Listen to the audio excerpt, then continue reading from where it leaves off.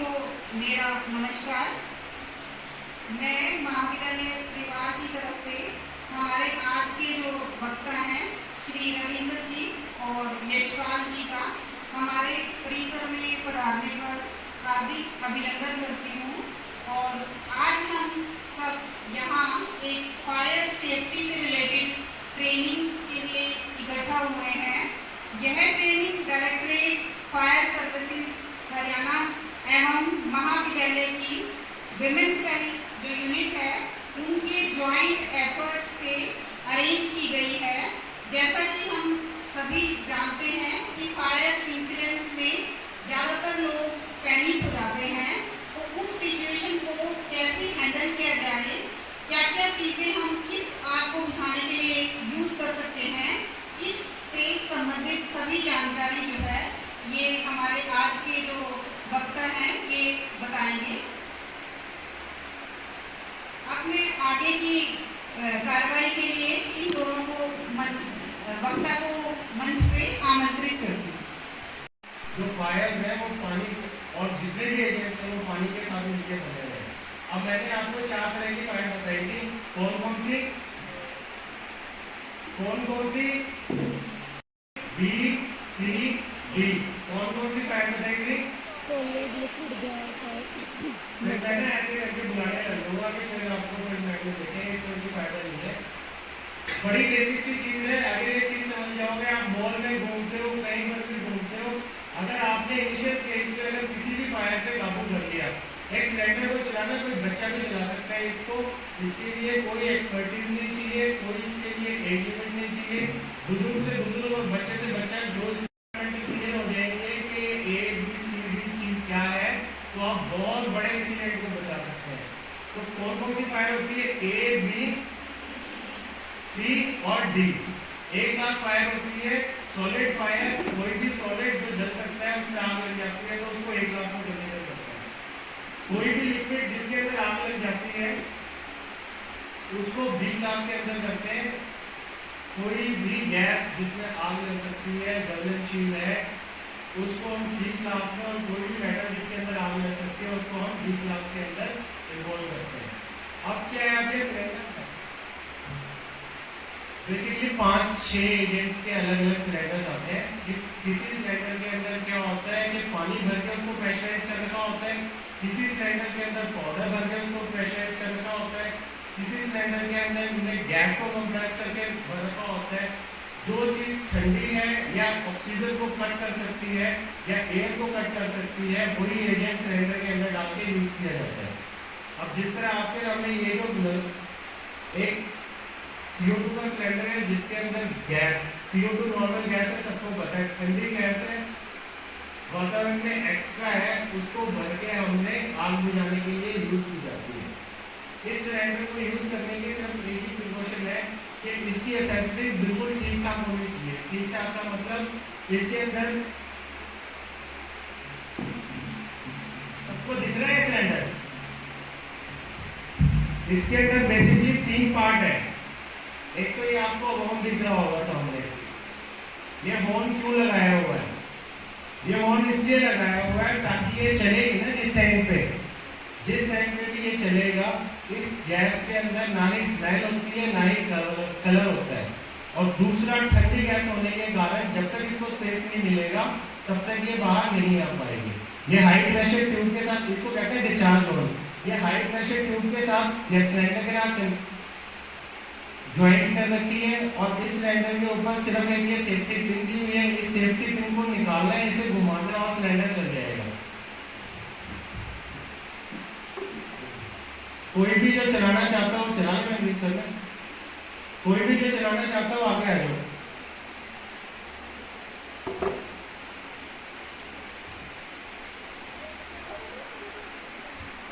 आ जाओ।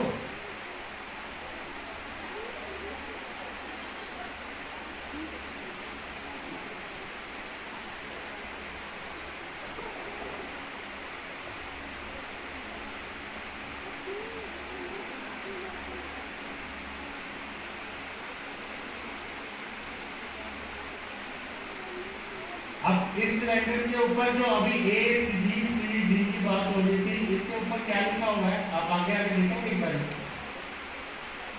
इसके ऊपर क्या क्या लिखा हुआ है, बी और सी लिखा हुआ है। ये ऊपर क्रॉस किस पे किया हुआ है, ये ए पे क्रॉस किया हुआ है। इसके ऊपर लिखा हुआ है ये बी और सी के लिए तो सुटेबल है, लेकिन ए के लिए बाहर गैस निकलेगी, गैस निकलने के बाद ये फोकस नहीं कर पाएगी। यूजफुल तो है लेकिन इतना यूजफुल नहीं है। ये पे बी क्लास कौन सी थी, लिक्विड फायर थी। लिक्विड फायर में हम पानी डालेंगे तो क्या आएगा, लिक्विड ऊपर आ जाएगा, पानी बाहर नीचे चला जाएगा, वो और ज्यादा एक्सपोज कर जाएगी। इस करके ये बी पे ऊपर यूज किया जा सकता है। तीसरा होता है सी। सी में गैस इन्वॉल्व होती है। गैस के अंदर क्या है, गैस के लीकेज के साथ CO2 आपस में बॉन्ड कर लेता है और वो डाइल्यूट कर देता है गैस को। इस करके गैस के लिए भी यूज होता है। अब इसको चलाने का क्या प्रोसेस है, ये कैप है ऊपर, इसको अगर आप घुमाएंगे तो ये ऑन हो जाएगा और गैस बाहर आ जाएगी इससे। इसके लिए सिर्फ आपको ये आगे से डिस्चार्ज होल्ड पकड़ना है यहाँ से, लेफ्ट हैंड से, राइट हैंड से आपको आपने हैंडल आएगा। मैम पीछे। अब क्या है, ये अपनी मुंह की तरफ करेंगे तो नेचुरल सी बात है, CO2 अगर ज्यादा इन्वॉल्व कर लेंगे तो आपको सर दर्द हो सकता है, आपको जुकाम हो सकता है, आप अनकॉन्शियस हो जाते हैं। ठीक नहीं बोली मैंने फोन नहीं मांग लिया था। हाँ जी, कट कर दो। A B C तीनों के लिए, ये B और C के लिए मैम इसके ऊपर लिखा हुआ है, इसके ऊपर भी लिखा हुआ है।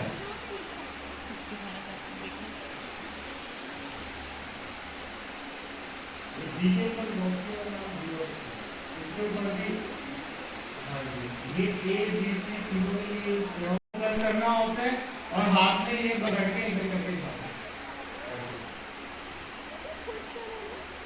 उठा के।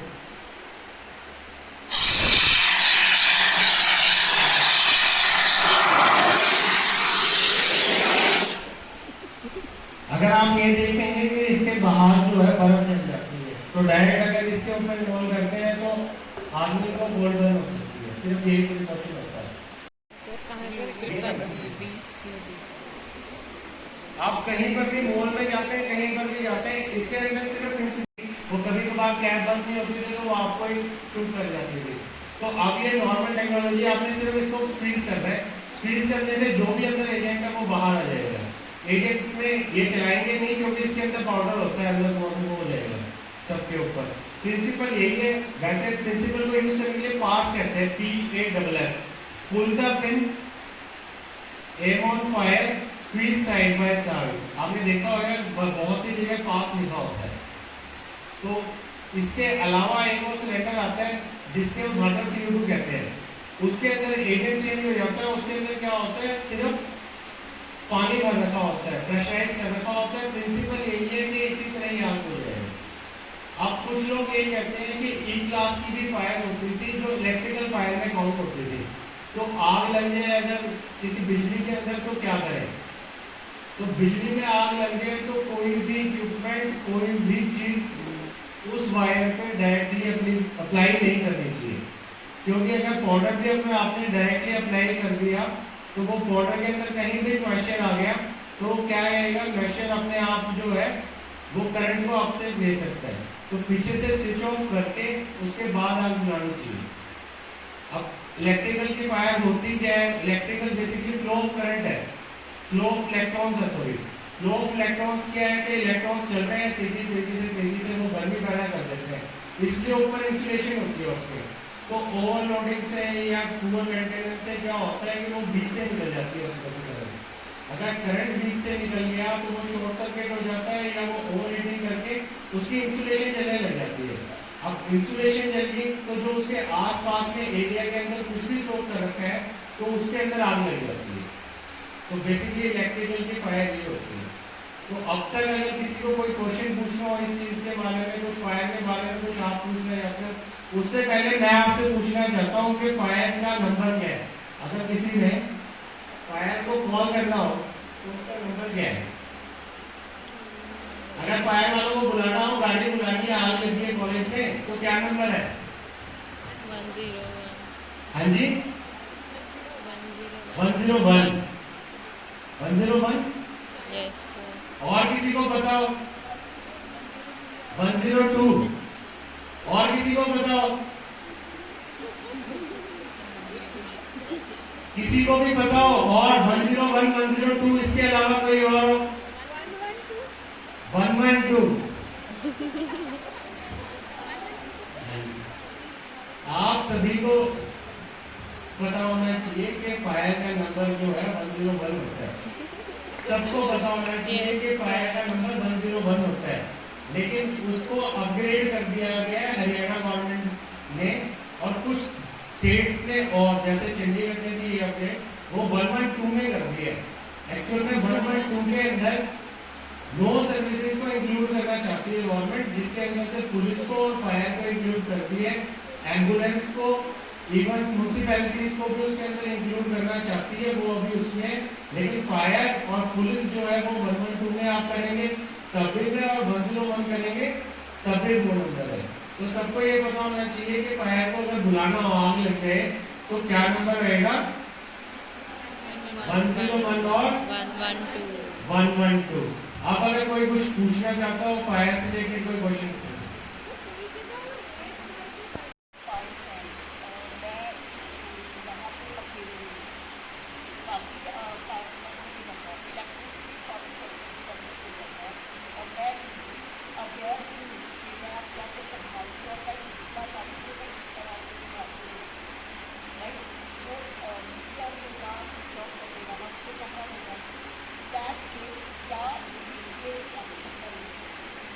इमीडिएट एक्शन यही है ना, अगर यहाँ पे अगर लोग भरे हुए हैं तो उनको अगर बाहर से आप नहीं कर सकते और स्मोक ज़्यादा हो गया तो आपको इवैक्यूएट करानी नहीं चाहिए।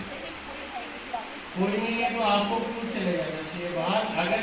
अगर स्विच है बाहर तो उसको स्विच ऑफ करके उसके बाद सिलेंडर उसके ऊपर चलाना चाहिए।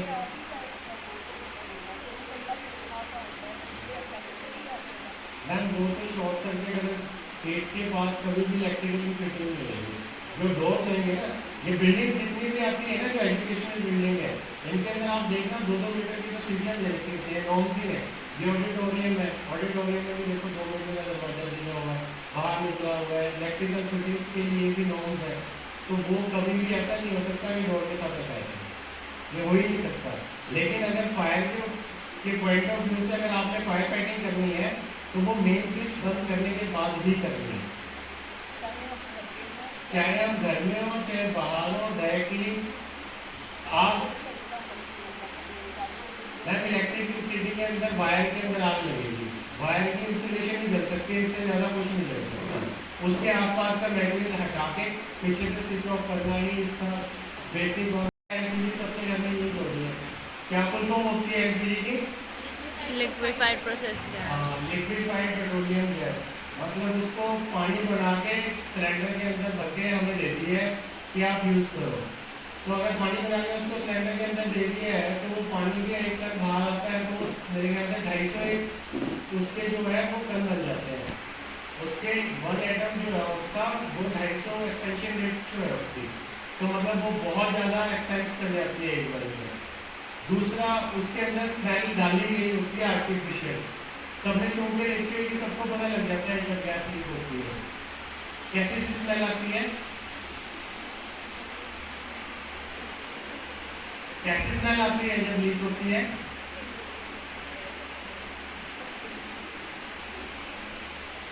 आती है सबको स्मेल तो आती है ही, थोड़ी बहुत स्मेल आती है। जो वो स्मेल आपको महसूस हो जाए कि कहीं ना कहीं से लीकेज है, तो सबसे बड़ी मेन चीज़ ये है कि वो जो गैस लीक हो रखी है उसको डिस्पर्स करने के लिए अपने खिड़की दरवाजे खोल दिए जाए। और किसी भी इलेक्ट्रिकल अगर आप घर से बाहर से अंदर आ रहे हैं तो आप कभी भी डायरेक्टली अगर आपको हल्की सी भी, पहली बात तो घर से बाहर जा रहे हैं तो सिलेंडर को रेगुलेटर को ऑफ करके जाना है। रात को सोना है तो रेगुलेटर को ऑफ करके सोना है। अगर बाई चांस क्या होता है कि लीकेज, जब हम सिलेंडर बाहर से सप्लाई लेते हैं तो हम नॉर्मली उस सिलेंडर को चेक नहीं करते कि उसके अंदर लीकेज है या नहीं है, उसको चेक करना चाहिए। चेक करने के कैसे तरीके हैं? पानी डाल के देखिए। कौन कौन चेक करता है जब बाहर से सप्लाई आती है? कैसे करते हैं मैम? पानी डाल गए, पानी पानी डाल डाल उससे चेक। तो जो नहीं चेक करते उन्हें भी जब आपके घर सप्लाई आती है सबसे पहले तो उसको चेक करना चाहिए कि उसमें लीकेज ना हो। अब मान लो लीकेज है तो उसी टाइम चेंज करवा देनी चाहिए। अगर लीकेज हुई तो वो एक आग लगने का कारण हो जाता है। क्यों? क्योंकि लीक करते करते वो रेगुलेटर में इतनी लीकेज भर जाती है कि वो कभी कभार बाउंस कर देता है उस रेगुलेटर में। दूसरा, वो नाली चेंज होती है उसकी, वो नाली टाइम से सबको चेंज करवानी चाहिए। अगर उसकी मेंटेनेंस पूरी हो रखी है तभी आप चलती फायर लग सकती है उसके लिए। तीसरी चीज, अगर मान लो आपके सामने आग लग जाती है तो आप क्या कर सकते हैं? अगर फायर लग जाती है कभी भी तो आप क्या कर सकते हैं? सिलेंडर के अंदर आग लगी तो क्या करेंगे? गीले कपड़े से कर देंगे। अगर मान लो किसी में इतनी हिम्मत नहीं आ रही कि वो गीला कपड़ा उस पर लपेट दे तो क्या करोगे? बाल्टी उसके ऊपर डाल देंगे। मतलब कि अगर आप देखेंगे ना, कई बार वीडियोस में भी देखी होगी, आग लगने से प्रेशर इतना ज्यादा होता है, जैसे मैंने बताया कि 250 की उसकी एक्सपेंशन रेशियो है। तो एक्सपेंशन रेशियो इतनी ज्यादा है कि कम से कम भी 2 इंच का स्पेस होता है आग के और उसके प्रेशर के बीच में। तो अगर आप कुछ भी चीज डालेंगे तो वो अपने आप ही बुझ जाएगी। आग डेंजरस कब होती है? फायर सिलेंडर के अंदर लगी हुई आग डेंजरस तब होती है जब आपका सिलेंडर आधे से ज्यादा खाली हो गया। आधे से ज्यादा अगर आपका सिलेंडर खाली हो गया तो आग जो है वो सिलेंडर के अंदर प्रवेश कर जाती है, जिसके कारण क्या होता है कि अंदर जो है हीट काफी बढ़ जाता है प्रेशर के साथ मिक्स होकर, और तब सिलेंडर फटने के चांसेस बहुत ज्यादा हो जाते हैं। हालांकि ऐसा नहीं है कि आग लगी और सिलेंडर फट गया घर छोड़ के भाग गए। आग लगने के बाद भी उसको बुझाया जा सकता है। और दूसरा जो आप कह रहे थे कि क्या क्या प्रिकॉशंस, एक तो सिलेंडर्स के अंदर वो बंद करके जाना सबसे रेगुलेटर।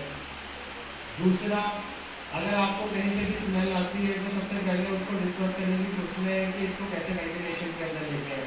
तीसरा, बाहर से अंदर आ रहे हैं और आपको लीकेज हो रही है, कभी भी हमको फर्श के अंदर पैर नहीं रगड़ाने होते। और दूसरा, हमें इलेक्ट्रिसिटी स्विच नहीं ऑन करने होते हैं। उससे क्या होता है, उससे वो स्टैटिक चार्ज ले लेती है। स्टैटिक चार्ज लेते ही उसको हल्का सा फ्रिक्शन मिलता है उसका स्टैटिक चार्ज का, और वो एकदम ही क्योंकि ये वातावरण में भारी गैस है। भारी गैस है तो ये हवा में ऊपर नहीं उठती है, ये ऊपर से नीचे आती है और नीचे क्लाउड्स बना लेती है हल्के हल्के। तो क्लाउड बना लेती है। अगर उसको हल्का सा भी स्टैटिक चार्ज मिला क्योंकि नीचे से ही फायर चल रही है, तो क्लाउड जो है तभी हमारे कहते हैं ना दरवाजा खोल दो बाहर चली जाएगी, क्योंकि रोशनदान तक पहुंचने में उसको टाइम लगता है। इस करके सिर्फ मेन चीज यही है, एक तो रेगुलेटर्स, दूसरा जो आपके एजेंट डाला हुआ उसमें वो स्मेल करके, और तीसरा गुड मेंटेनेंस। इसी से ही इस फायर से बचा जा सकता है। और इससे बुझाना भी नॉर्मल ही है, पानी डालोगे। अगर मान लो गैस लीक हो रही है, बार बार ज़्यादा लीक हो रही है, वो फट गया है कहीं ना कहीं से उसका निकल गया है, तो आप बड़ा टब लेके उसके अंदर उसको उल्टा कर सकते हो बाहर बेड़े में, ताकि वो निकल जाए। मिट्टी में दबाना संभव नहीं होता क्योंकि सब पक्के मकानों में रह रहे हैं, तो वो मिट्टी या बाहर गार्डन के अंदर भी दबाया जा सकता है। लेकिन नॉर्मल डिस्कस करने के लिए यही है कि वो पानी के अंदर डाल देते हैं उसको।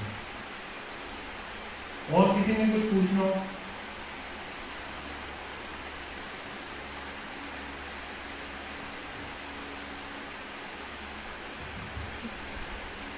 कुछ है, अगर रेड में है इट मींस इसका प्रेशर डाउन हो गया है। जिस भी गैस के साथ इसको प्रेशराइज किया गया है, अगर इसका प्रेशर डाउन हो गया है तो ये रेड पे आ जाती है। वैसे 1 साल के अंदर इसको रिफिल करते हैं तो मेंटेनेंस के टाइम को पता लग जाता है। 3 साल के अंदर इसका एचपीटी होता है। बेसिकली वो मेंटेनेंस टीम का काम है, लेकिन हमें सिर्फ इतना देखना है कि लाल पे नहीं ग्रीन पे है, ग्रीन पे है तो हम यूज कर सकते हैं।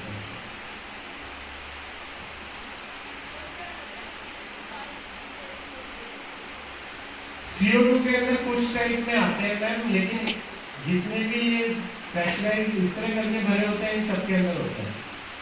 स्क्वीज टाइप पे सब में रहेंगे, पुराने वालों में नहीं आते थे जो प्लेजर टाइप के।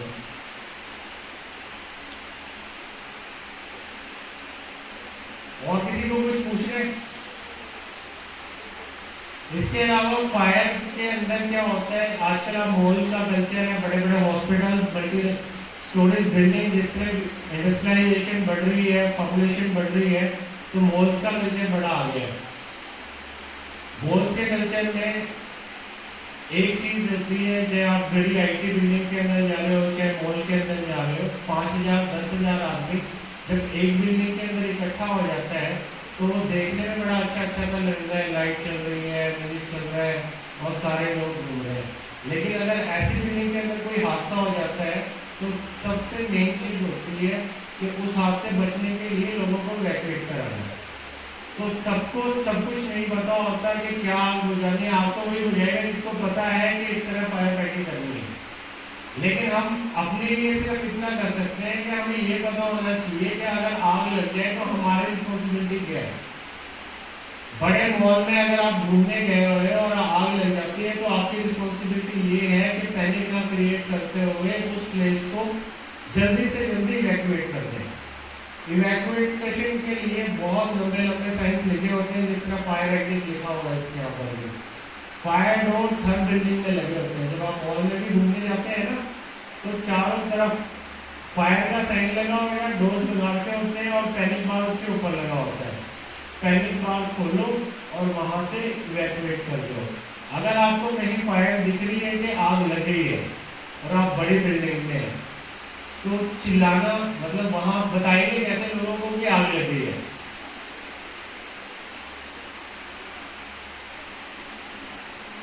अगर आप किसी मॉल में जाते हैं और वहां पर आग लगी, आपके सामने लगी हुई है और आप में इतनी हिम्मत नहीं हो रही, आप बुझा रहे हैं, आप भाग रहे हैं, वहां से ये चाहते हैं कि हम बाहर निकल जाए, तो आप लोगों को बताना चाहते हैं कि आग लगी है, तो कैसे बताएंगे?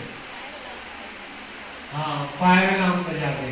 आपने देखा होगा दीवार के ऊपर लाल कलर का लगा होता है बटन, जिसको मैनुअल कॉम्पोनेंट कहते हैं, MCPs।